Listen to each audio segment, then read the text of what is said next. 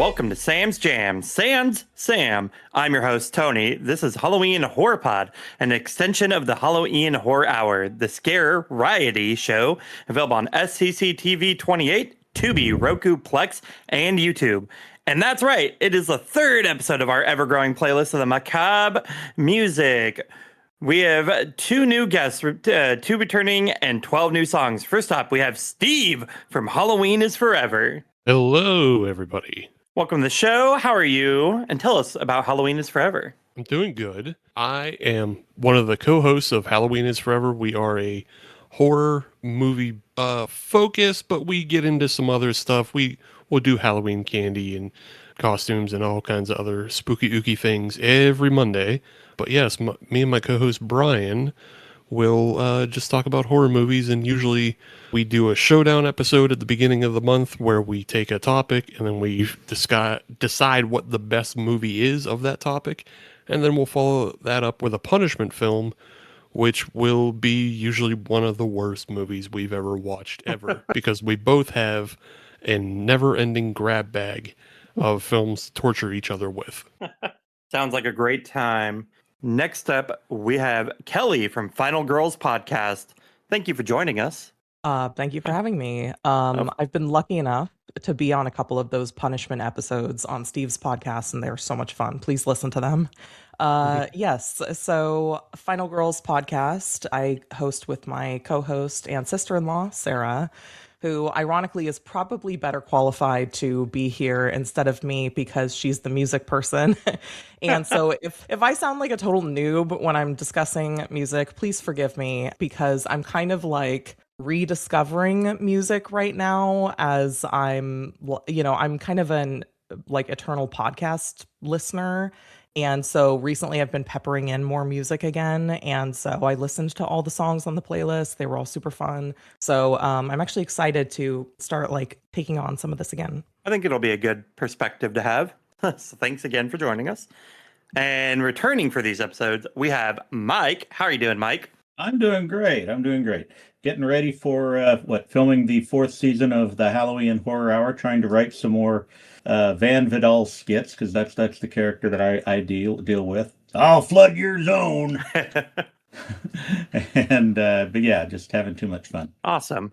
And last but not least, we have Halloween himself. How are you doing, Ian? Hey, what's up, Tony? Yeah, excited to be talking more music. These playlist episodes have been a ton of fun for me. I mean, I have like a 25-hour Halloween playlist myself, so rebuilding it with other people and getting introduced to new spooky songs that I haven't heard before is an absolute jam of a time. Heck yeah. Sounds like it's going to be a good time to get it today, guys. All right. So should we kick it off? I believe the playlist has Mike first with Johnny Cash. Delia's Gone. Well, in the past, I've sometimes had a bit of a theme, but I've noticed really a lack of country music songs on our playlist. The closest I think that I've come as dealing with the Cramps was Psychobilly in, I think, the first episode. I definitely recommend going and listening to the first couple of episodes. The second episode, I was trying to do a lot more danceable, creepy songs. This time it's all country, and the classic country murder ballad has to be Johnny Cash's Delia's Gone. He has a woman who's mean and trifling, and he just shoots her. And it's just, I don't even think he has a really good reason for shooting her, but she's dead and he's singing about it. I mean, sometimes the easiest solution is the best solution, right? I don't think this is an Occam's razor situation, Tony. But I mean, there's a long tradition of relationships gone wrong in country and traditional folk music, and so this song actually, and the next song that we'll talk about, they go back much further than just their hits in the 50s to the 70s. There's this tradition of things going wrong and people doing wrong things, and country music is kind of a lot about things going wrong to begin with. So that was where I chose that. Yeah, I mean, you get a lot of like country, western, and blues. I know Kitchen Witch, Carla listens to the blues programming on KXP all the time, and about half the songs are about killing your cheating partner. So, and there was that Guinness Book of World Records that was set by the most people playing Hey Joe on guitar together, and that song is also about that, taking the gun downtown to shoot his old lady. So yeah, I think there's a rich tradition of murdering your infidelitous partner. And Johnny Cash is always a good time. Yeah, sure. I really love the album that this comes from. This comes from the American Recordings album in, I believe it's the early 90s. That's just like, it's a great album overall, but it has another song on there that is a cover by one Glenn Danzig. Johnny Cash does a cover of his 13. I think most people have heard that song at the beginning of the Hangover film. But, Oh, yeah. The Johnny Cash cover is on that album. And then I believe at the end of that album is another song, The Man Who Couldn't Cry. So like I really loved this album.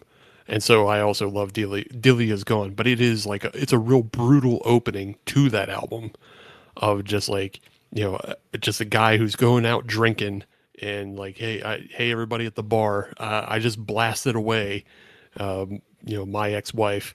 So let's all have a round on that because you're not going to see me again ever either. Right. All right. Kelly, do you have any thoughts on this song? Yeah, there is a sorry. As the one woman on the show, how do you feel about women getting shot? I know. I was like, ooh, what input do I have as like speaking on behalf of final girls everywhere? No, I think we have a mix of songs in like today's list that I think go both ways. And so like it's okay. Like when you get spooky songs, you're going to get both. And, there's obviously a long tradition, especially in horror, of women meeting terrible, terrible fates at the hands of men. And so is it surprising? No. And of course, I can't expect a fun, like, final girl revenge arc at the end of a fucking Johnny Cash song. But, sorry, can we curse? Should have asked Absolutely. that. This is an explicit show. Yeah. Okay. Swear all you want. I should have asked that. But like, no, it's still a great song, and no, it doesn't like rub me the wrong way or anything. It's a great song. Enjoyed it. Good to hear. All right, then should we jump to the next song? It'd be Steve's choice, Drew in the Blue, Oogie Boogie. Kick us off, Steve. Right on. So Drew in the Blue is a band that my co-host Brian discovered. He was working at a brewery out in Philadelphia, and I believe Drew in the Blue, they list themselves from Reading, PA, but they play a bunch of shows like up and down that kind of East Coast part of Pennsylvania, and they are purely like fueled by the Cramps that we've already mentioned. I think you can hear a little bit of Misfits influence. I don't think Drew would deny that. But they are mainly like garage and surf rock. So it's very purposely underproduced, just to maintain that like real edge to the music. So yeah, they're great. But Brian discovered this band, and then we subsequently had Drew on our show, the eponymous Drew of Drew in the Blue. We've had him on our show a couple times just to talk horror movies because a lot of the songs that they produce have that kind of horror bend to them. And with this song, Oogie Boogie, it's off their first full album release from 2022, but it specifically mentions Halloween, and it's just a song. It has a little bit of that flair of the Misfits Halloween, of just all the devilish activities you can get up to, but it has more of a sock hop flair to it, where, there's even like a little dance they mention where you can just put up your left hand, put up your right, and then, do a little dance about it. But they're also mentioning, switchblades and cutting off somebody's head and mounting it on the wall. So yeah, there's devilish activities, but it is so fast paced and fun that you can miss those more darker elements of the song. But yeah, that's I think that's a general good introduction to this band, which they're smaller, but I hope more people learn about them, because especially this audience should definitely enjoy their music. Yeah, I mean, I had never heard of this band, so thank you for introducing me to them. They remind me, like, I get similar vibes from like the Phantom AD. There's a lot of surf rock bands that play out at bars here in Seattle. This is like, I'm going to reach out to this band because they are the prime kind of vibe that we go for with the Sam's Jams music video segments on the Halloween Horror Hour. Would love to have them on. So yeah, I've been listening to this album for 3 days now. It's absolutely fantastic. So thank you. Yeah, you're welcome. I'm glad. I couldn't resist in not picking it. I was like, I know I know, like, they're kind of big. They've done small tours. They were on tour for a little bit with a Talking Heads cover band. I forget the name of it, but the Talking Heads cover band is actually kind of popular, but I forget their name. But they're on tour with them for a little bit. So like, yeah, they've gotten exposure, especially in the PA, East Coast area. But I just didn't think they've made their way out to, the West Coast. And so I'm hoping because of their, surf influence, which I know is, still popular out that way, that maybe they'll find a bigger audience out there too. Yeah, I really dug it, and I've added a lot of these onto my like personal Halloween playlist that I've made a few years ago, and this was one that was like instantly like boop, that's added. All right, any other thoughts on Oogie Boogie? Well, yeah, but I was wanting to give Kelly a chance to talk before I blather on. Oh gosh. Okay, first of all, I don't know if I'm gonna have input on every single song because, like I said, still learning. But I will say that this one was, yeah, it is kind of funny when you try to search for this before typing in Drew in the Blue, and it's just all references to Nightmare Before Christmas. Yeah. And I was like, I don't think Steve meant for like to specifically be like a song from this movie. And then I didn't realize that Drew in the Blue was like a local band. But that's really cool. I was like getting attention drawn to like local music, so that's cool. Thanks for sharing. Well, I definitely found that, it's very easy to see that they're placing themselves as a psychobilly inheritor of the Cramps, or other bands, like Necromantic or something. But I don't know if this would really be part of the new dark country or country goth, because it seems like it might be a little too surf rocky, but it's definitely their music video, especially with the like really stripped down drum set that the lead singer has, was giving me a very kind of Violent Femmes vibe for their stage act. But it was a good song. I liked, get some real TV set, Cramps TV set vibes from some of the lyrics. And I really, really enjoyed the song, and it is kind of creepy just throwing that kind of horror show imagery into a song like that. I mean, definitely a song about a dysfunctional relationship, which I think almost all of these are. Yeah. Good talks. All right, next, first song from Kelly, we have Muse, You Make Me Feel Like It's Halloween. Yeah, speaking of dysfunctional relationships, I've loved this song since the moment I first heard it, just as a longtime lover of Halloween, as I'm sure we all are. It just has a really strong, like, punch you in the face Halloween vibe, like, from the moment the song starts. You can imagine it playing in a haunted house, like, when you walk in. And maybe this is cheating a little bit, but one of the reasons that I love this song is partly because the music video really carries that vibe also. And so, you haven't seen the music video, it's a haunted house music video, and it basically looks like a video game. It's CGI animated, and it also contains many, many Stephen King references. Sarah and I are big Stephen King fans, and this one, just to list a few, it has The Shining. It has the balloons, the raincoat, the paper boat. It has references to Misery, Christine. It even has references to Scream, Halloween, Friday the 13th, and then Slipknot for no reason. But it's super, super fun to watch and to listen to. And I think Muse is always just really reliable. I think, I don't know how Muse is considered nowadays in the music community, in terms of like if they're still like widely popular or not.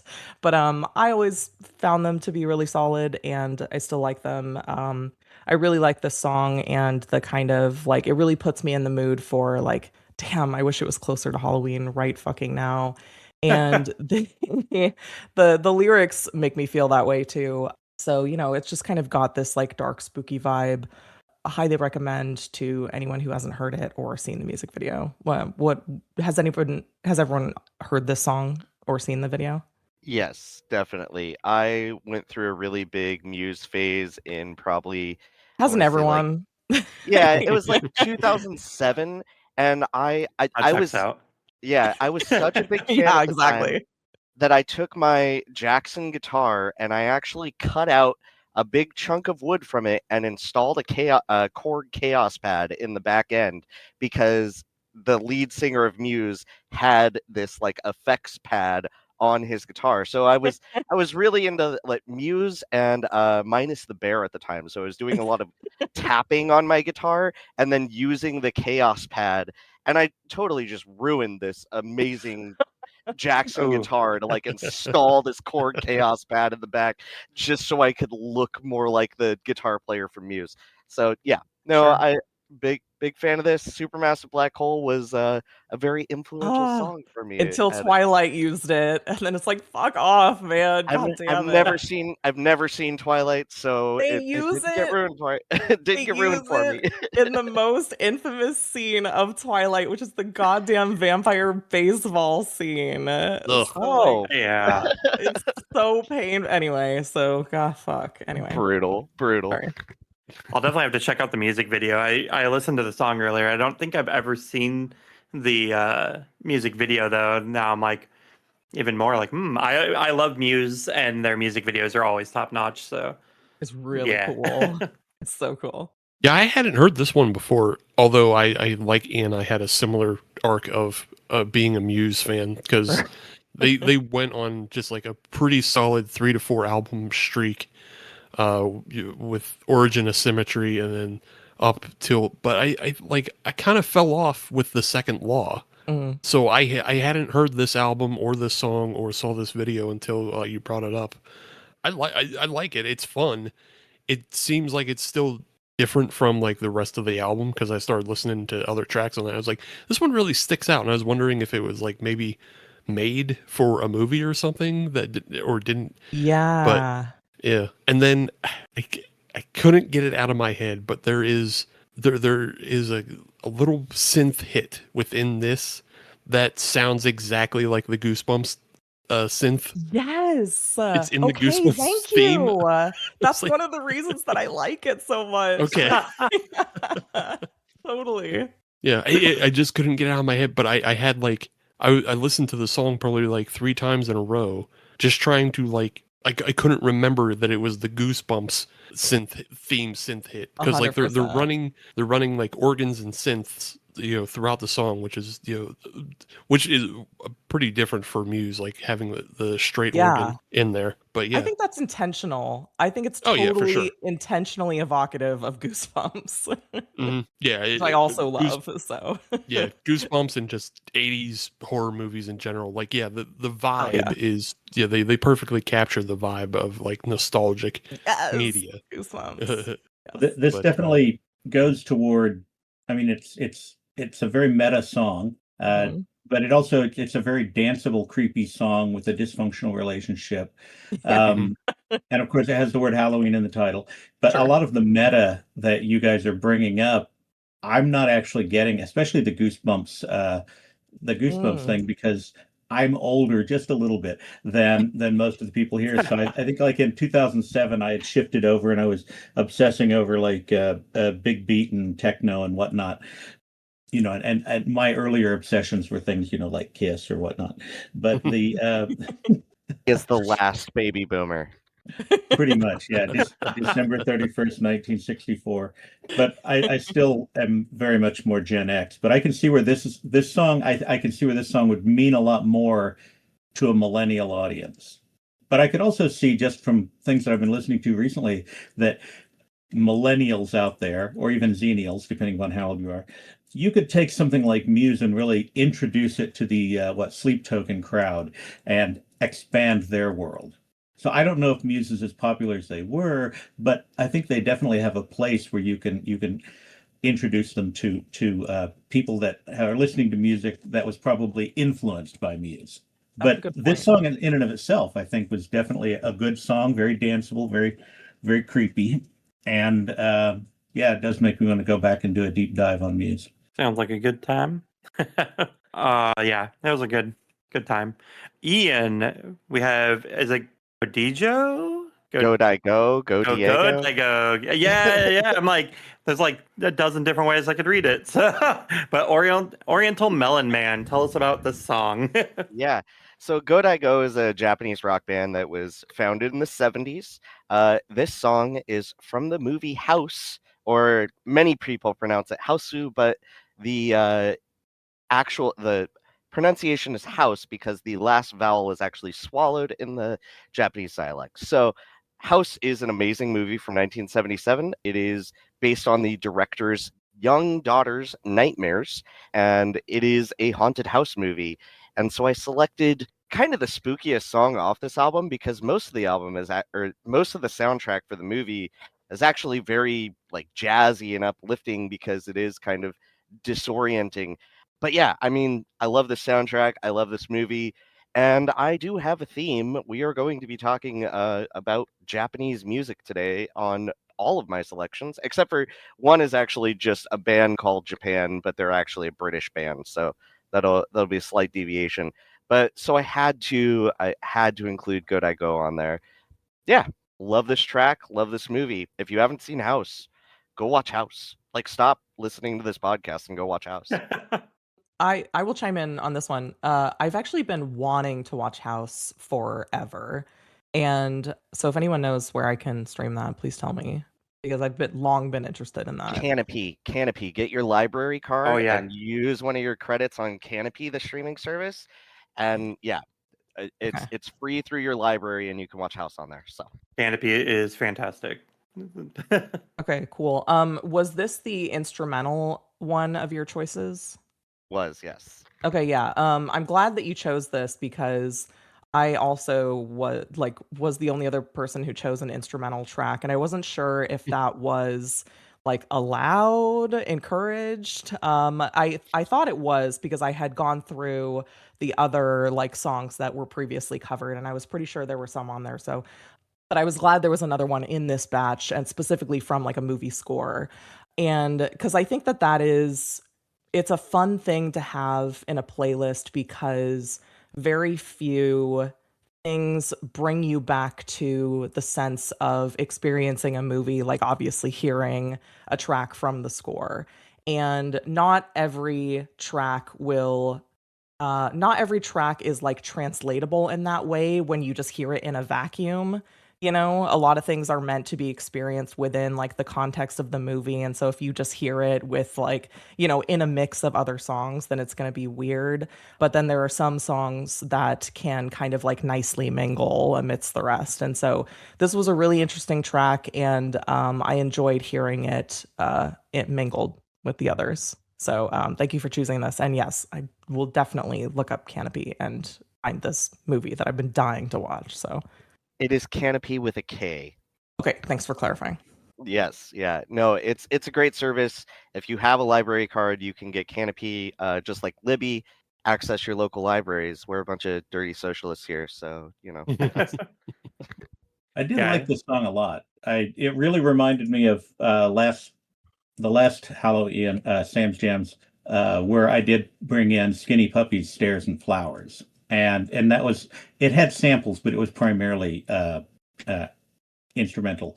But that whole atmospheric weirdness so it's not, it doesn't say the word Halloween. It's not making it, so it's not a Halloweenish song, but and House is just a surrealistic sideshow of things being thrown at you with a very Japanese sensibility wrapped around the horror.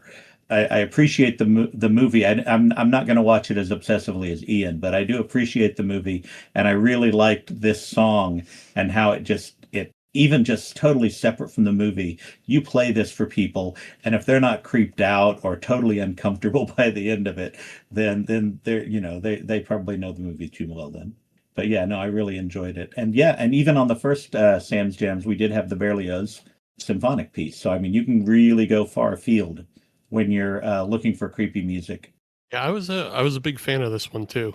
I just in general like, like jazz and funk, and this is like a jazz funk fusion that also employs traditional Japanese instruments. But the whole time there's this discordant chorus of constant like wailing, and it just feels like a ghost. And I couldn't help but think on one of my just regular listening playlists, I have this cover of Take Five by Minoru Muraoka. So it does the same thing. Like it's a cover of Dave Brubeck's Take Five, but it also employs like traditional Japanese instruments. And I couldn't help but think of that song just constantly being interrupted by ghosts. That's that's where this track led me. So that's I was a big fan of this. And then I listened to some of the other tracks on the album as well. So yeah, it has an interesting, funky, fresh feel to it that is obviously in contrast to the wild, surrealist imagery that you would see in the film. Ito, I think it's track 4 is actually my favorite, but I couldn't bring myself to put that on a spooky music playlist because it's just straight like uplifting jazz the entire time. So Yeah. I have not seen the movie, but now it's on my list of things to check out on Canopy. All right, let's continue on. Mike, we have Nick Cave and the Bad Seeds featuring PJ Harvey, Henry Lee. This is another classic murder ballad. Actually, this one goes even pre-country. It has origins back in Scotland, Ireland, or England.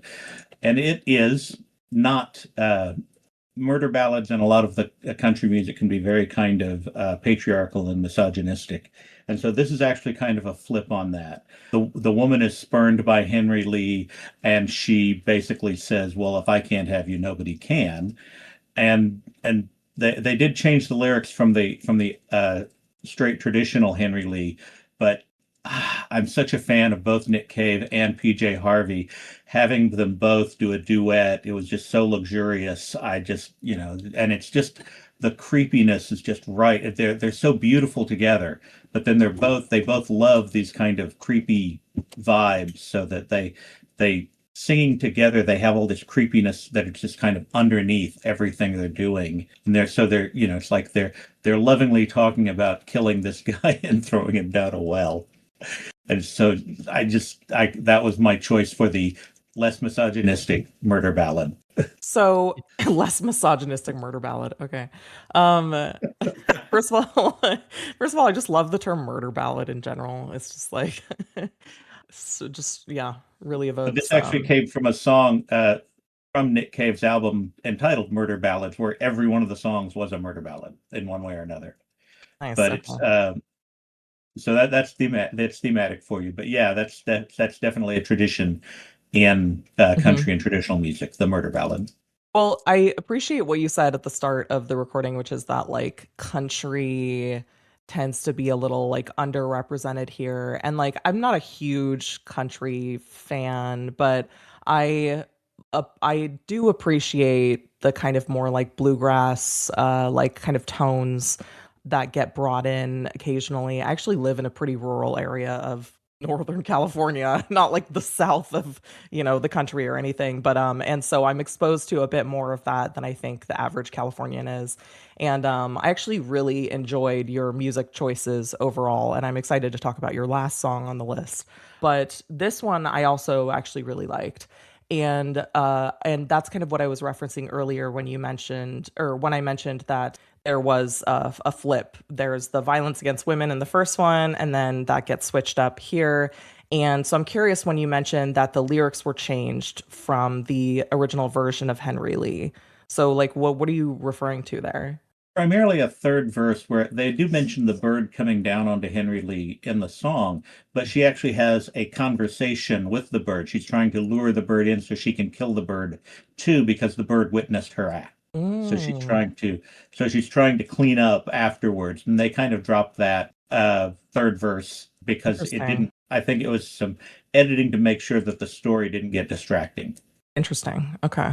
But they also dropped the part where she gets burned at the stake. Oh. Yeah, if you go back to the, I like this song so much that I did I did looking into it, because at first it had the title Henry Lee, so I thought it was going to be about Henry Lee Lucas, which it Yeah, wasn't. that's what I thought. Yeah, which it wasn't. But No. uh, in digging, I did I did a whole bunch of back digging into like all the original versions and everything, and like Mike was just saying, yeah, like there is like more verses where like she gets in a fight with the bird because the bird is chiding her for killing her love, and she's like, I'm gonna shoot you with an arrow. And then even further verses are about like people discovering the body, and then she gets burned at the stake for it. But it's still like she's still righteous in the fact that like she disposed of him. But yeah, it's Interesting. yeah, there's like tons and tons of versions of it that go back to like like you're saying 1700 Scotland. So it's like they changed the name. It's not always Henry. Sometimes it's like Earl, and sometimes it's about a knight named William. So yeah, it's a long tradition. Are you saying that Earl has to die? Yeah, that came into my mind also. The Chips version. Yeah. All right. Yeah, that's a good time. Murder ballads all around. Ian, did you have any more thoughts on this one? Nope. I think it was all covered. Yeah, I also had the Henry Lee Lucas thing jump into my mind. I will say it's pretty wild that this is the first Nick Cave and the Bad Seeds songs to end up on the playlist when he has one of the most notorious horror movie songs of all time in Red Right Hand, which I'm sure someone will bring to this playlist at some point in the future. This episode comes out in July, but Mike and I were just at Crypticon last weekend, and I lost my voice for a couple of days after our karaoke night. But we did sing along to Red Right Hand at one point, and I screamed my voice out singing "Hallowed Be Thy Name" by Iron Maiden. So yeah. Oh yeah. All right. And next we have Steve Houdini, Haunted House of Rock. I had to include this one because it's just such a silly, like underrepresented rap song. But like, you can find a number of rap songs out there that are like, I think there was like a monster rap that came along in the 80s that was like a new take on the Monster Mash. But the Haunted House of Rock is such it's the type of rap that people reference when they're like, hey, my name is Steve and I'm here to say. Because it's such the corny, innocent rap that people were just really getting introduced to in the 1980s. Like this is early 83 that this song comes out. And it's purely just for like dance clubs and stuff. Like it's not meant to tell a story beyond going to a haunted house. It's not meant to bring light to any kind of social issues or anything like that. It is just the straight up cornball. Like, we saw Dracula having Bloody Marys. And it's like, hell yeah, dude. I'm glad you had a fun time. It was awesome. But like a lot of Houdini's songs were like that, especially on the first album that this comes off of. They have another song on the album's Magic's Wand. But another song on that is called Rap Machine, and it's literally just a dude rapping against a robot that was programmed to rap. So it's just more silly amazing. Robots always taking our jobs. Yeah. But yeah, I picked this one because it just has like the most on the nose lyrics. It's just a funny, silly song, but I don't think enough people knew about it, and I just wanted to bring it to light. Although I did consider their much bigger hit, "Freaks Come Out at Night," which I think more people know that song, and I do unironically love that song. But this one is just, I don't know, it's more on the nose and silly, and I like it for that. Yeah, I do know that song. It's worth mentioning that Houdini is Who-Dini because they do the call and response thing, and it is WHO. I mean, everything about this group is like Grandmaster D is their turnstile guy. Jaleel Hutchins, who is their main lyricist and rapper on this track, was also in Chasing Amy, Jewel of the Nile, Blood Diamond. So he's done some acting throughout the years, I guess one per decade up until 2006. Yeah, and I mean, this is This is just a jam. This is absolutely like the kind of 80s hip hop that, like you said, my name is Ian and I'm here to say, like that kind of very early hip hop style is just, it's such a great flair. Love it. It's so much fun. The lyrics are so goofy, like you said. I mean, there's stuff like one of these days they're gonna catch him red-handed, not for sneaking in free, for being a booty bandit. Like it's just I love that you put this one in amidst like Nick Cave stuff and just like the darkest the darkest Well, I mean, based on my imaginable. own choices, I was like, because Oogie Boogie's a little rough, and then my final song We have was like Cannibal Corpse. incredibly rough. So I was And like, so why not? let's do a fun one. Let's do a fun one, Sure, a little everybody. palate cleanser. I love it. It can definitely show the broad range of what might be considered spooky Halloween music. Yeah. Although this is not the first rap song to make it onto the Sam's Jams podcast. In the first episode, we had Megan Thee Stallion and another band that I cannot think of right Nine. now. Yeah, Tech 9 was also on the first episode. And then in episode 2, I don't know if you call it hip hop, but Ash Nico. Yeah. Yeah. Well, and the Meat Meat Manifesto song, God O.D. Part 1, had more of an industrial rap than a rap. But but no, this was, I mean, I had not heard of the band before. I looked at the album cover and it's like, wow, they look like Belle Biv DeVoe, which probably dates me a lot. But no, the rap from the early 80s, and this was even before, I mean, like this was just barely after Rapture from Blondie. So it was like the world really didn't first rap song. Yeah, the very first. Yeah, because Blondie invented rap. Yep. Yeah. No, she did not. She was hanging with Fab Five Freddy but it's the early 80s or the 80s rap, and even going up through like what was it, Rapper's Delight, Sugar Hill Gang and whatnot. Just it's very different, and you move into the 90s with the two 90s rappers that everyone, Biggie and Tupac, and just it's so different than rap now. It's just the history of rap, and this rap novelty song, kind of like the Rap Monster Mash, which I think you had mentioned previously. But it was a fun song. It was very, it's not hardcore. It's definitely a fun party song from back in the days when the MCs were doing the mixing and just thinking up cheeky things to say in between songs or over some songs. And it was I like the song because it's a good kind of rap history while being both novelty and a little spooky. For sure. All right. And if nobody else has anything else to say, then we will move on to Kelly's next song, Khemmis, A Conversation with Death. Okay, so if you heard the song, this is clearly a version of the very famous, goes back into the 1900s song, Oh Death, which is so old that they actually don't know who did the original version. And it actually was a real struggle for me to choose a version to include on this playlist, because there are many different versions that I like. And I was introduced to this song in a couple of very nerdy ways. First, because this is an embarrassing admission. I heard this song when I used to watch Supernatural with my friends, and there was a teaser trailer that introduced the character of Death to Supernatural, and they played this song in the teaser, and it was a really cool version done by an artist called Jen Titus. You actually can't find this song like separate online.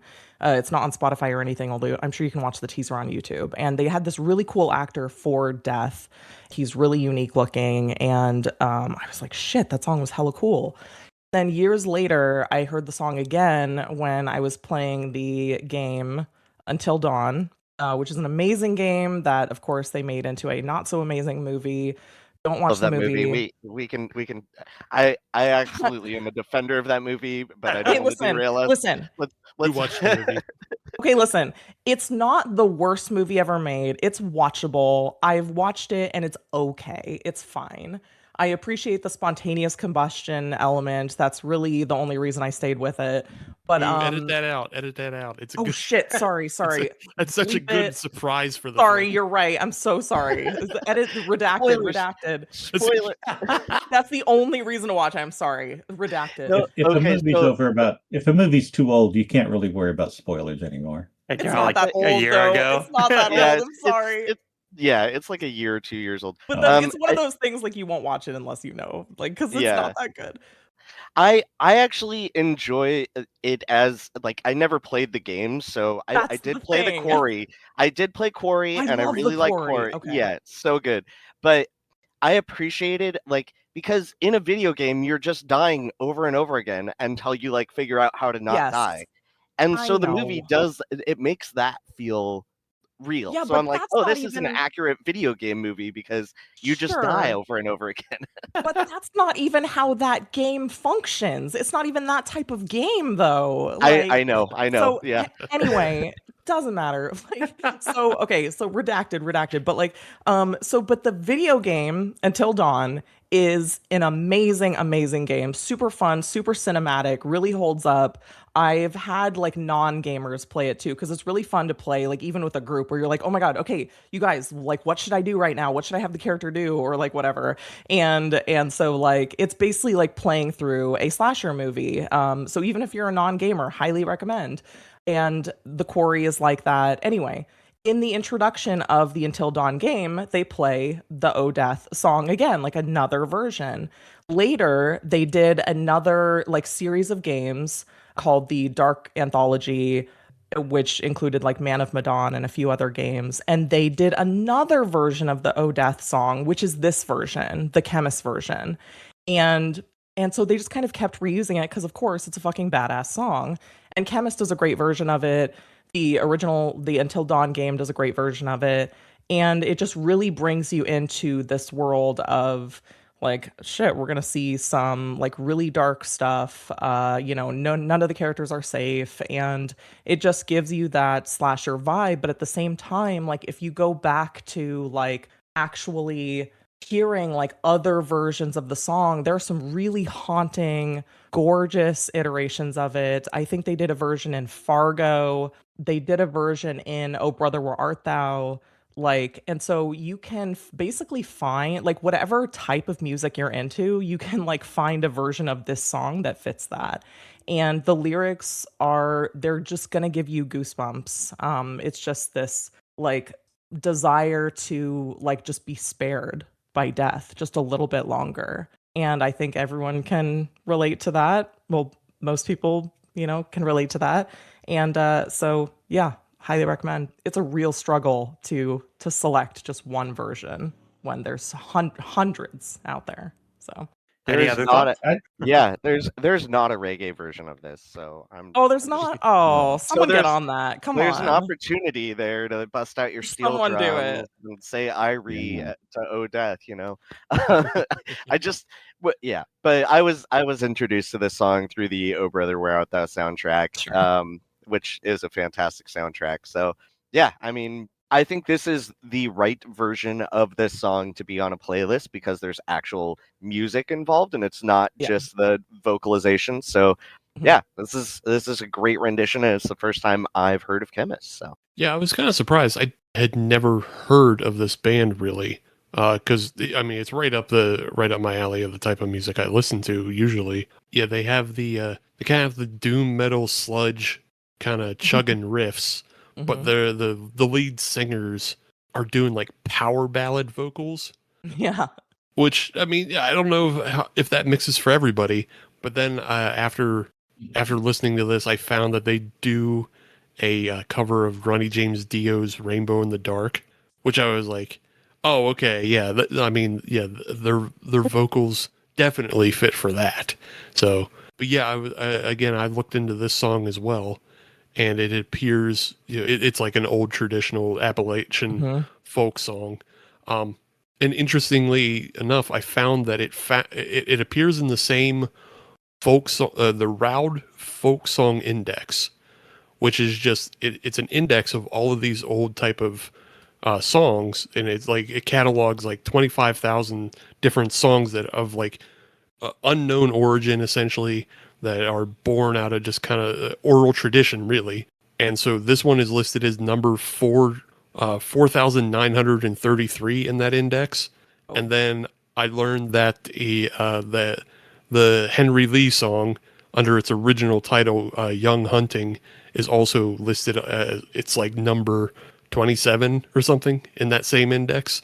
So both, yeah, we have two songs today that appear in the folk song index, cataloged under their, because it also catalogs all the various versions of these songs, because like some of the Oh Death versions go on with like longer conversations, or they are done in different dialect, depending on like what state this was done, because like it's Virginia, North Carolina, and so like you know, various levels of both accent and literacy as these songs were written down. So just the discussion about this and Henry Lee and the other songs, it makes my heart warm to know that I'm not the geekiest person around music or other things, because I will often go down these rabbit holes, and you're like, several hundred years in, and you look at it and like hours have gone by. But it makes me feel good that other people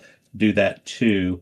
With this song specifically, I liked that it had that gospel vibe that shifted into the dirge metal.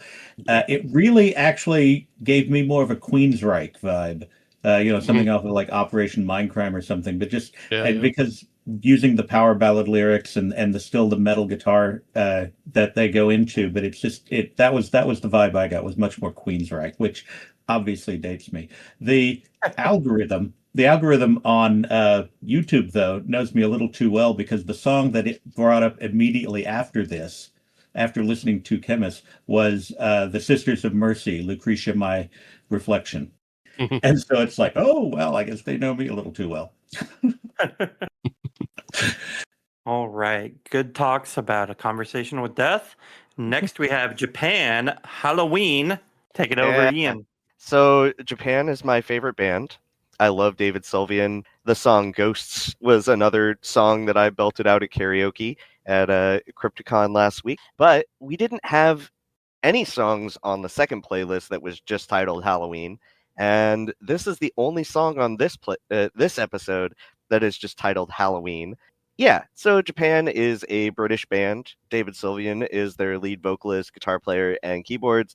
Steve Jansen on drums and other percussion. Ghosts was a top hit in 1982, which is the same year that Houdini formed. So, maybe Haunted House of Rock was even influenced by this. Yeah, no, this is just a great song that talks about an experience on Halloween. And I love new wave. I love this era of music and this style of music, and it was going to be on the playlist eventually, so here it is with my theme of Japan. Well, I like this song a lot. Japan really gives me a Duran Duran vibe. So, I mean, if you've never heard of Japan, but you have heard Duran Duran, then it's like, okay, that's kind of where you need to have your headspace. But overall, I really think this shows the impact of Halloween as a holiday, and how it's just influenced so much of American music. And so many songs have Halloween either in the title, or they just recount things just both good and creepy, because it's the kind of communal experience that at least through a certain, I don't know what kids today get out of Halloween, but I remember going door to door to door and having a huge sack of candy and being all creepy out in the night. Just tons and tons of happy and creepy memories from Halloween. Burning bodies hanging from poles. Would you say I remember Halloween? I'd say you remember Halloween in that way. My memories of Halloween are probably a lot more related to your last song on the list today, but the English translation of the last song on the list. But this song, I just using those themes over and over again, it just hit me that it's, I mean, obviously there's a lot of Christmas songs, but you don't find a lot of songs about traditional holidays. Do you find a lot of Memorial Day or Labor Day or 4th of July, or just Halloween is such a influential part of American culture and world culture even. But so that's what hit me about the Japan Halloween song. Absolutely. Any other thoughts on the Halloween? I liked it. I liked it enough. British New Wave isn't totally my thing, so I didn't connect with it fully, but yeah, it was fine. And I thought the lyrics were interesting because it's not necessarily about Halloween, but again, another one of those troubled relationships, and it seemed like it's also comparing said relationship to the split of East and West Germany, which was very of the time, so it does date the song. But yeah, it was interesting in that way. I think this is one of those, another song that I had never heard before. And I wouldn't say I quite connected with it. I see the Duran Duran comparison, which I'm not saying that's a bad thing. I'm just saying it made me curious about the band Japan, especially with you saying it's your favorite band. I'm kind of it made me want to explore their backlog a little bit more because I really have no knowledge of them at all. So I'm gonna look into them on Spotify a bit more. I think it really, new wave is kind of a dated thing. There are a lot of ties to the Cold War, the end of World War II being an influence.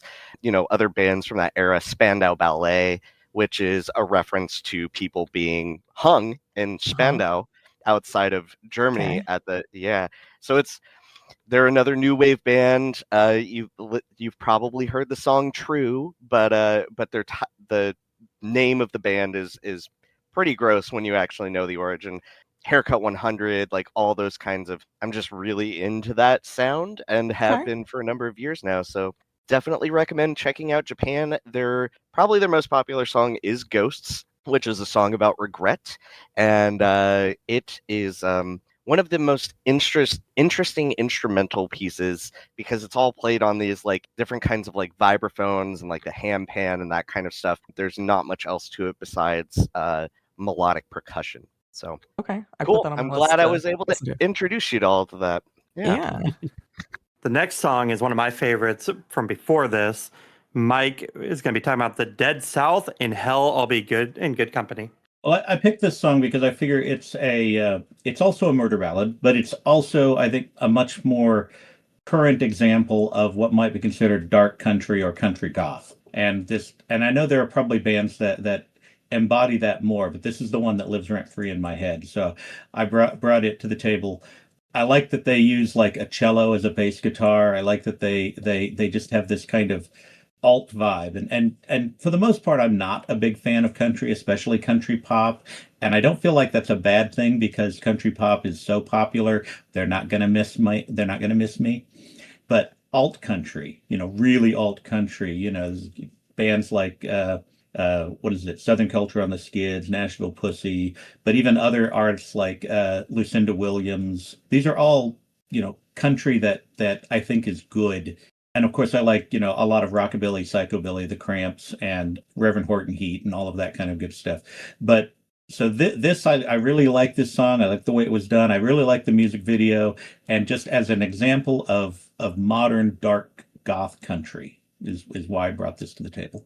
I was just gonna say, I remember when it came out, I was scrolling Facebook, and it just happened to be a suggested video, and I was hooked. I went down the rabbit hole and listened to a bunch of their music.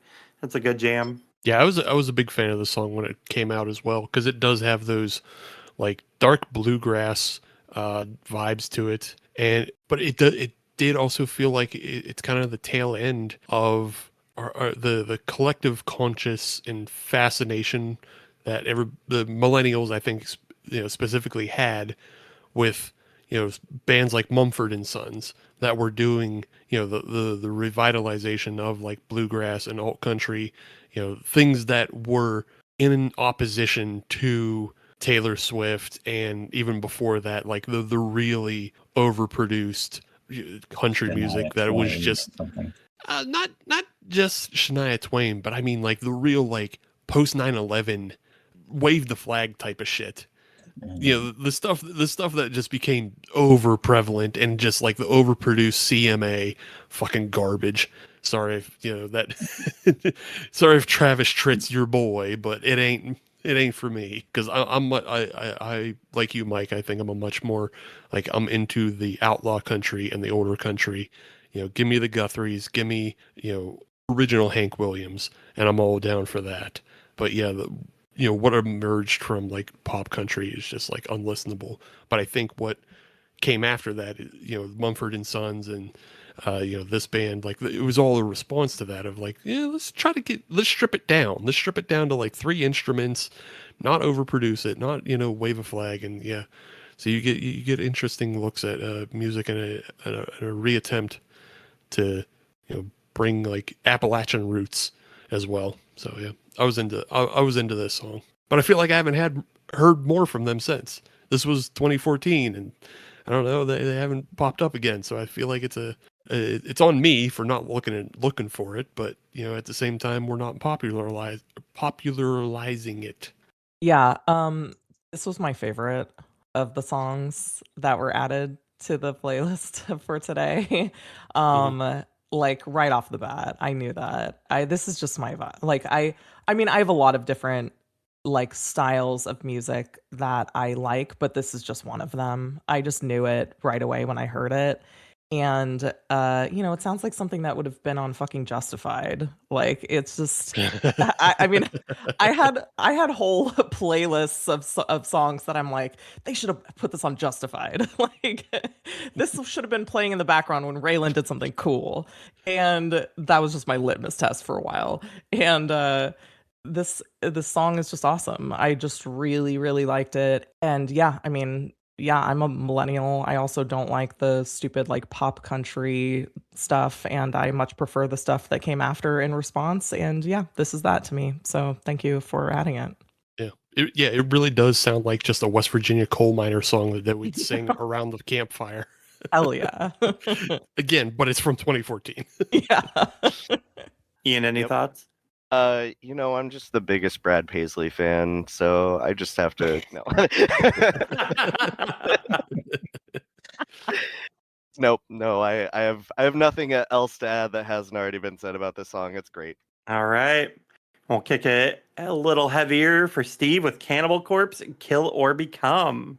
Yeah, I'm just being stupid, and any chance I get to make people listen to Cannibal Corpse is funny to me. So that's fair. But I did specifically pick this song, Kill or Become, because one, I mean, if anybody knows anything about Cannibal Corpse, it is some of the most indistinguishable lyrics you can listen to. Like, it's both performed with that deep grizzly bear growl, but also a lot of the times it's done at speed. But the chorus or refrain of this song, Kill or Become, when Corpse Grinder is yelling, fire up the chainsaw, hack their fucking heads off, is such a horror movie element. Like you could easily drop this into any zombie film or Evil Dead film, and it would feel like it would be like a power fantasy, which is like the basic, gist of the entire song. If you read the entirety of the lyrics, it is just documenting a zombie uprising and how you have to kill all of the zombies or become a zombie. That's just and this is every Cannibal Corpse song. It is the most face value dumb shit lyrics you can find, and that's why people love them. Like, they're not trying to think about it. They are trying to bang their heads or run into each other. They are trying to listen to the loudest car crash of cymbals that they can. And that's what Cannibal Corpse music is for. It's not to think deep about it. But again, it really feels like, the 2016 Doom video game when he's screaming fire up the chainsaw. It rules. That's all it is. It's fucking, this is my dumb guy music take. This shit rules. Let's smoke cigarettes and fucking drink beer to this. Sometimes things are just cool, and that's how it is, Yeah. Yeah, they're a fun band. I saw them live in Spokane, and before they were on set, I happened to go out in the lobby, and Corpse Grinder was out there just nerding out about WoW with these 2 other dudes, and I was like, oh yeah, hell yeah, they're giant nerds. I love it. I mean, one of the most infamous things is like the lead singer of Cannibal Corpse, who sings all these songs about dismemberment and death and all that. Is just like he's a big sweetheart and a nerd, and like he loves to play crane games and win stuffed animals, and then all the stuffed animals he wins, he'll like donate to children's hospitals and shit like that. And like he loves fucking Legos and nerd shit. But then also, sings about splattering people across the, wall and, destroying zombies and murder and just everything in the world. But hey, he's a nice guy. All right. Any other thoughts on Cannibal Corpse? Yeah, this is the first Cannibal Corpse song I've heard. So thank you for introducing me to them, Steve. I mean, I always knew about them, but I just don't seek out this kind of music very often. But yeah, I pulled up the lyrics so I could understand what was happening, and I was like, yeah, fucking cool. This is just cool. Like, it's not trying to be anything else. It's just fucking cool. So thank you. Steve, I love you. And okay, I like the lyrics a lot more than I like the song. Sure, yeah. I can get on board with the vibe of the lyrics and how badass they are, for sure. Yeah. Cannot make it through the vocals. I'm sorry. I can't do it. You're looking for the alt country cover. Yeah, sure. Give me that. Give me the justified version, okay? Yeah, no, that's just never been my thing. That type of singing is not my thing. It's not anybody's thing but mine for whatever reason. But that's also just why I included it, because I just like inflicting this dumbass loud music on people from time to time. So, yeah. I was like at the gym, the playlist was like playing, and then right as soon as that one came on, I just like stepped off the treadmill, and I was like, I don't think so. I don't think so. You stepped off the treadmill to go lift weights, because that's weightlifting music. That's not running music. Squat rack. Yeah. No, I have a long history with metal and industrial and whatnot, but the death metal guttural vocalizations have always they've never done anything for me. So I again had to call up the lyric sheet to know what they were talking about. But the hard, fast metal I did like. You could definitely see this as a straight zombie song, kill them or become zombies. But depending upon how, intellectual you want to get about it, a lot of times these songs end up being kind of a metaphor for the conformity that most of society has. Society is zombies, and you need to do what you have to do. And of course, their thing is to have a very violent metaphor for how to defeat the zombies of normal life. And I mean, I feel like in that respect, it's something that even a movie like Shaun of the Dead oh my God. did try and I was address. literally just about to say that. That's so funny. That was exactly where my mind went to. Yes. Or that's like, the zombie is like, yeah, your dead end job that you go to every day. That's where you are the zombie. Yeah. Absolutely. Dawn of the Dead, they all return to the shopping mall. It's always just like a metaphor for consumerism and how we mindlessly go through our habits. Yeah. Well, and even if you go back to pre-George Romero zombies, like the Haitian zombie lore is about being like brainwashed to like serve a master. It was basically like, even in death, you can't avoid slavery. So I think it's always been there. It's just constantly ingrained. Yeah. And I can definitely appreciate the like drive to just inflict this on other people. Last night when Ian and I were hanging out, he let me pick a song for the jukebox, and I tried to throw on Raining Blood by Slayer, because that's my like Freebird. People like, play Freebird, play Skinnerd. I like, especially when they're playing like acoustic, I like to yell, play Slayer. Even the jukebox denied you because we got 2 minutes to midnight though. Yeah, we did. Okay. Iron Maiden's actually good. So I think maybe the solve to this is Tori Amos did a cover of Raining Blood. So I think now it's her time to start doing a cover of Cannibal Corpse. Cannibal Corpse. Yeah. And then it'll be, listenable and understatible. And then go on tour together.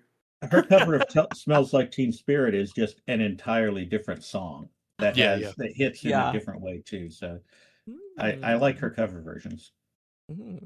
All right. Are we ready to get on to the next song then? Yeah. We got John Murphy in the house in a heartbeat. Kelly, let us know about this. Okay, so I figured, coming from the Final Girls podcast, that I should actually do something that was semi-relevant to our podcast. And I did this one because, well, for a lot of reasons. First of all, because it's a badass fucking song, but also because it is relevant to one of the very first episodes that we did, which was 28 Days Later, and one of our favorite Final Girls, who is Selena from 28 Days Later. And this song is so memorable, and again, it's just one of those movie scores that as soon as you hear it kind of start to rise in the background, like you get goosebumps. I'm getting goosebumps right now just thinking of it. It comes at like a really critical time in the movie. Everything's going down, and they use it in some of the later movies too. I have not seen 28 years later? No, I saw that. I have not seen Bone Temple? Oh my Yeah. God, it's so much better. It's on Okay. Netflix. Watch it. I know. I keep hearing that. I know. And I heard that it was used in that one also. So I'm excited. I also have heard that it's been used in like some commercials and stuff. What the fuck are you doing? Leave it alone. But anyway, it's such a memorable piece of music. I really debated between this one or Hello Zepp from Saw, because those are my two favorites, like score songs from like horror movies. I think that those like both like really get your blood pressure up, and they really get your heart racing, and they both come at scenes in the movie where you're like, shit is going down. And I mean, with Saw, it's really cool because also it's like, well, I won't spoil anything for the like two people listening to this podcast who haven't seen Saw, but so yeah, I think that even if you don't remember the like title of this song, if you don't even remember this as a song from 28 Days Later, as soon as you hear it, you're going to like make that connection to that movie. So yeah, I would love to hear what people remember about it. So Yeah, when I threw it on at first, like title and everything, I didn't really think about it, and I was just like, it was playing, and I'm like playing around on my PlayStation, and all of a sudden, I'm like, oh my God, oh duh, I know this. Yeah, exactly. As it kicks up, yeah. Yeah, it's a good one. It's definitely one of those very iconic scores. I could see where, especially this kind of comes in that category of music that if you know what it's about, then it has like lots of meaning for you. But I could definitely see where disconnected from everything, they might say, "Oh, this is cool. This is cool. Let's use it in this commercial that has nothing to do with something." But it reminded me of things like, Tubular Bells, or like some of the John Carpenter music from Halloween. You hear that stuff and it's so deeply connected to the movies that they're part of. But if you heard it separate, like you hear Tubular Bells separate from The Exorcist, and it's like, oh, hey, that's kind of cool, electronica from the 70s. Exactly. But it's just, it has that such strong connection to a certain theme that it's in your head is where it becomes important. About you guys, but like the commercial use, I'm gonna have to look up what actual commercials, because all I can think is just really dramatic scene and then Febreze. I'm gonna look it up right now. I'm gonna look it up right now. It just keeps going and going. Yeah. Okay. So yeah, have the Energizer Bunny walking down, the the fucking road. Yeah. Yeah. I'm gonna look it up. Oh man, good times.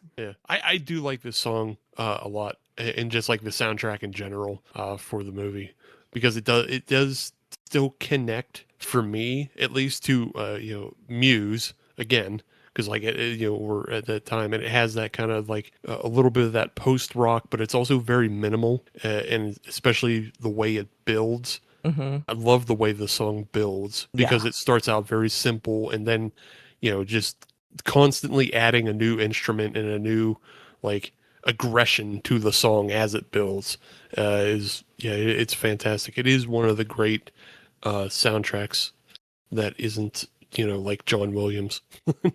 Yeah.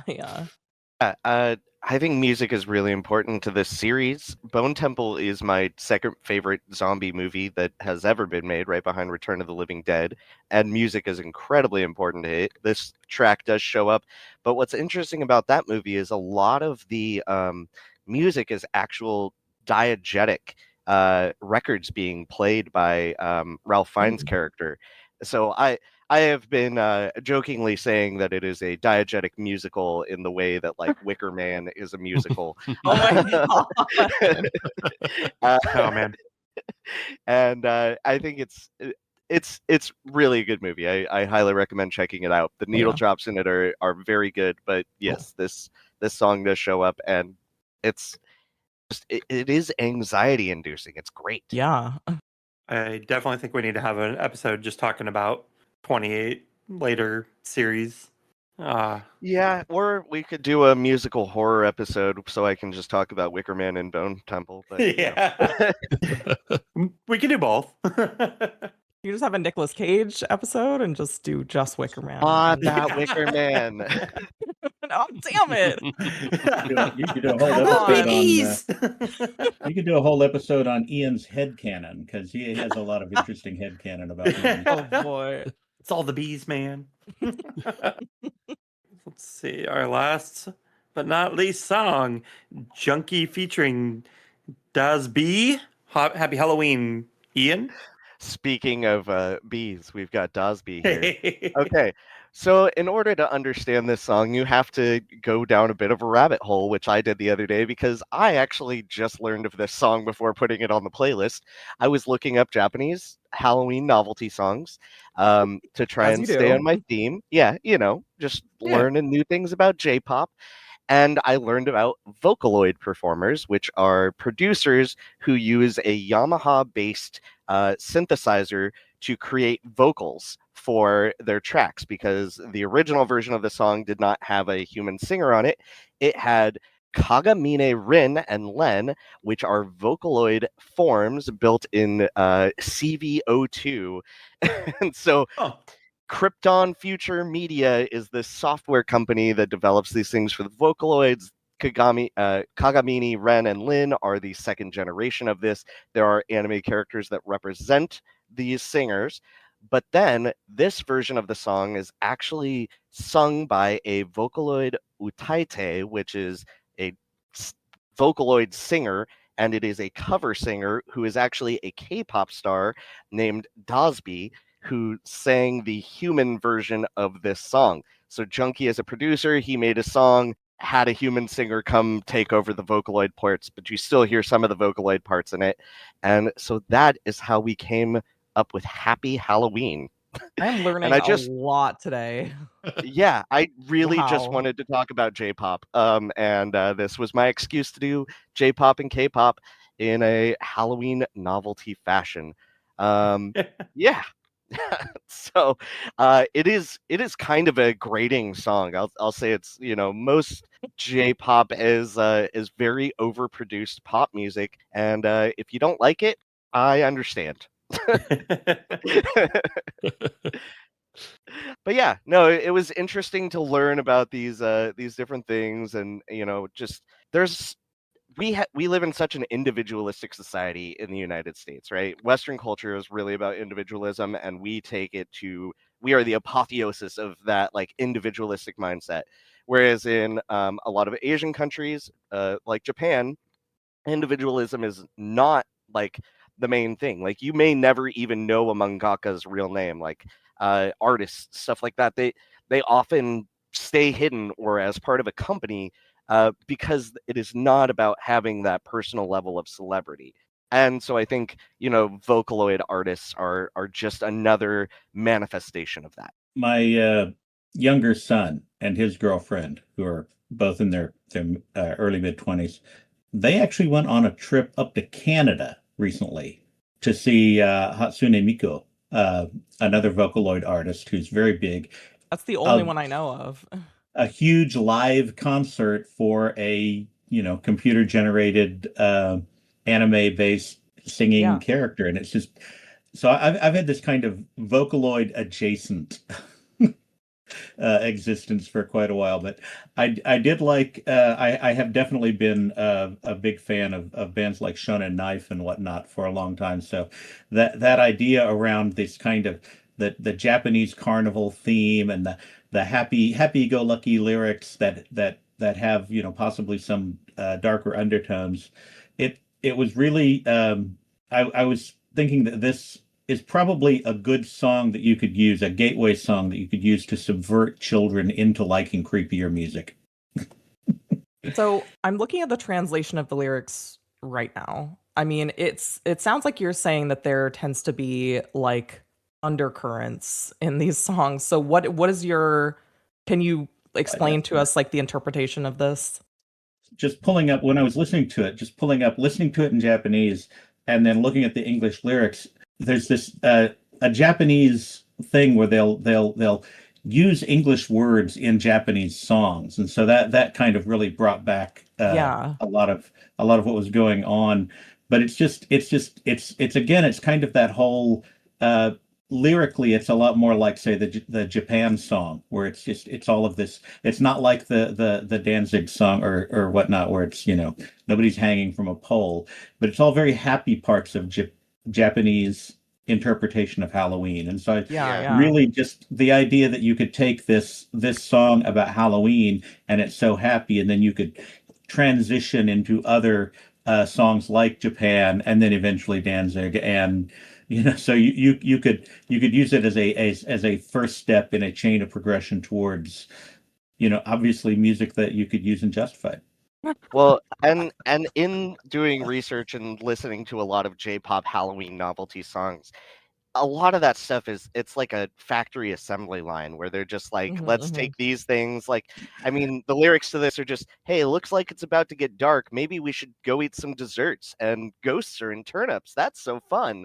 Like, and that's like, I listen to a few other songs, and it's when they get to the like loan word or English speaking part of the song, it's just like, oh, this is what you think Halloween is like when you just look at America and you're like, oh, America is all Hollywood, right? Like, so that the entire country is just represented by Hollywood in a lot of Japanese people's minds. And so it's like, okay, this is what happens in the movies.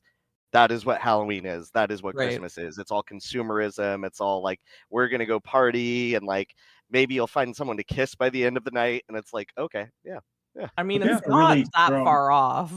There's a really strong tradition in Japanese horror that's very aligned to Japanese culture, very ghost and demon oriented, rather than I don't know that older Japanese horror has much to do with things like slashers and cannibalistic serial killers like Sonny Bean and whatnot. But it's very, very ghost, or at least the ones that I keep seeing. When I'm watching things like Mermaid Forest, Mermaid Scar, and just other things. Very ghost and demon oriented. So I think there's definitely a Japanese edge that you could get people into through a song, but definitely taking kids who aren't creepy and making them creepier. Yeah. The relationship to death and like the spirit world and stuff is just different because Shintoism and Buddhism is everywhere. So whether you're in a big city like Tokyo or Kyoto, or you're in a like smaller town like Shirakawa-go, like there are just shrines and temples everywhere. So the relationship is just quite a bit different. And that's why like you watch a movie like Pulse and then you watch the American remake and you're like, they just have such a different relationship to death and the afterlife and spirits and whatnot. Although then it's kind of interesting when you watch like Ju-on and then you watch like the American Grudge, and then they still tried, like, since they still kept it set in Japan, and then they still try to incorporate some of that to like keep that that aesthetic and that history like within the, I mean, I don't hate that movie as much as some people do. So like I kind of appreciated that element is still included, but absolutely. Yeah, I mean, two of my favorite Japanese films are also ghost based, but like Kwai-don, which you can find us talking about a lot every now and then on our show. I mean, it's all ghost stories. And then the other one we talk about a lot is Samurai Resurrection, which yeah, and you were just talking about how, like, there's a lot of Buddhists and Shintoists, but this one's actually about a Christian who was killed and got so fucking mad he decided to destroy all of Tokyo as a ghost.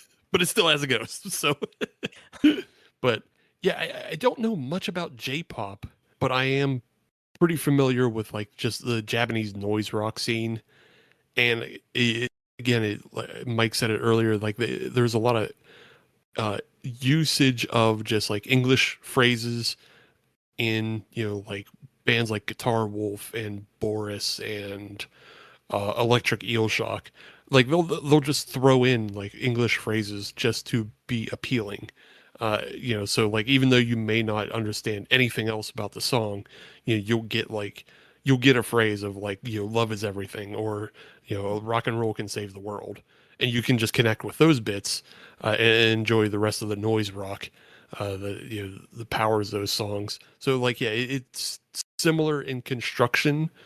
In that you may not understand the Japanese lyrics, but you can still get oh, happy Halloween, yay, hooray, and then like the rest of the music is so bright and bubbly. It reminded me, I had to listen to it right after this song, but I think I showed it to you, Anne. But it was that song that came out last year that was like it's a parody song, but it's about the ghost of Halloween. Boo, I got you, and So it's just good, so good. I'll send it to you, Kelly. If you seem Okay, I'm confused. curious. Yes, I'm really curious. Yeah. Yeah. Just I mean, if you can look it up, just Yeah. like look up "Boo," 3 exclamation points by Pymations. You'll love the hell out of this song. Okay, But it okay. just made me think of that, and I had to listen to that right after Okay, this looks fun. because it's just such a bright and bubbly, silly song. All right. Any final thoughts? I have a final thought because I'm also covering the Seattle International Film Festival, and last night I went and saw the movie Obsession, Oh yeah. and Ooh. that is just a freaky movie. And I was describing it without it doesn't actually give away any spoilers, but it's like as if Companion and Weapons got together and had the freakiest what the F movie you could think. Okay, I'm listening because Companion was one of my top favorites of last year. So A good Yep. one. Love Yeah. Weapons, love Companion. The marketing campaign for Obsession has been kind of turning me off in the last couple of days. It's like every podcast I listen to, I have to listen to like a minute-long ad for Obsession. And I go to the movies at least once a week, so like trying to avoid that trailer, but it is the last far trailer they showed. freakier. It is far freakier than the ad campaign. I will be very in excited defense. for it to come out because I won't have to see ads anymore. But also, I hope it'll be a good time in the theaters. That's like 2 weeks away from the time of recording. thus far, I Yeah. have avoided seeing a single trailer. So Same. yes. I did. I- Yeah. Lucky y'all.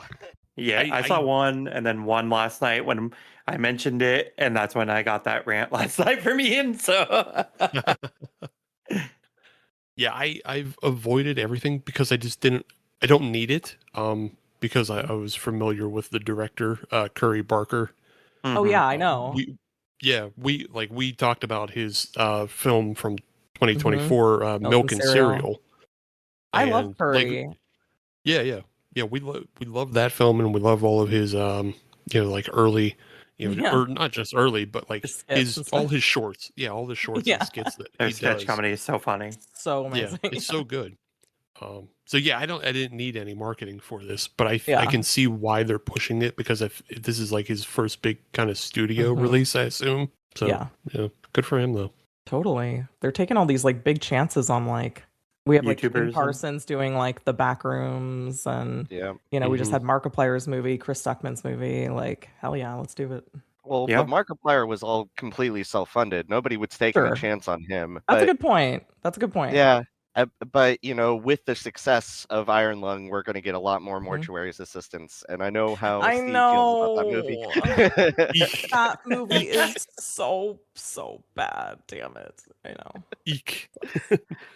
See, at least Unwatchable. until Dawn tried to do something different. I know. Mortuary's assistant just tried to be the game, but boring. Yeah.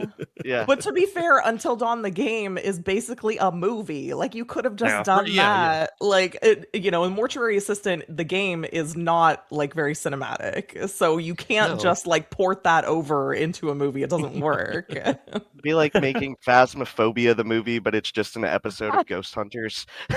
Well, okay. I mean, that's just Grave Encounters then. Like, yeah. That's right. Like, Right. Yeah, that is. We just made Grave Encounters with a different IP name. Don't. Yep. Oh, well, that was a lot of fun. 12 new songs to add to the playlist. And, every 3 months we do these episodes and we just keep adding more and more songs. Thank you for joining us so much, Kelly and Steve. Thank Tell you. folks where they can find you. Yeah, and I realized I kind of forgot to like mention what our podcast actually is, so let me do a quick plug so Sarah doesn't kill me later.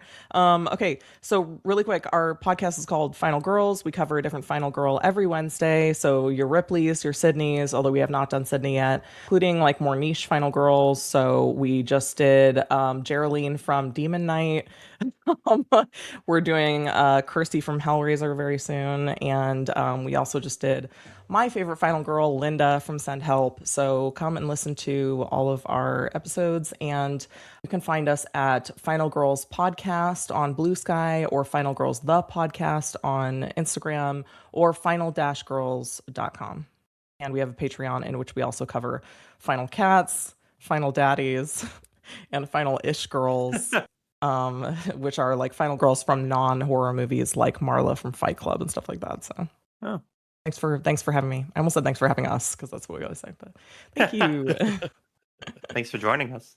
And you can find Halloween is Forever just everywhere. Just type in Halloween is Forever. We come up somewhere, somehow, but we're on Blue Sky, Instagram, and then go to patreon.com/Halloween is Forever for all kinds of goodies.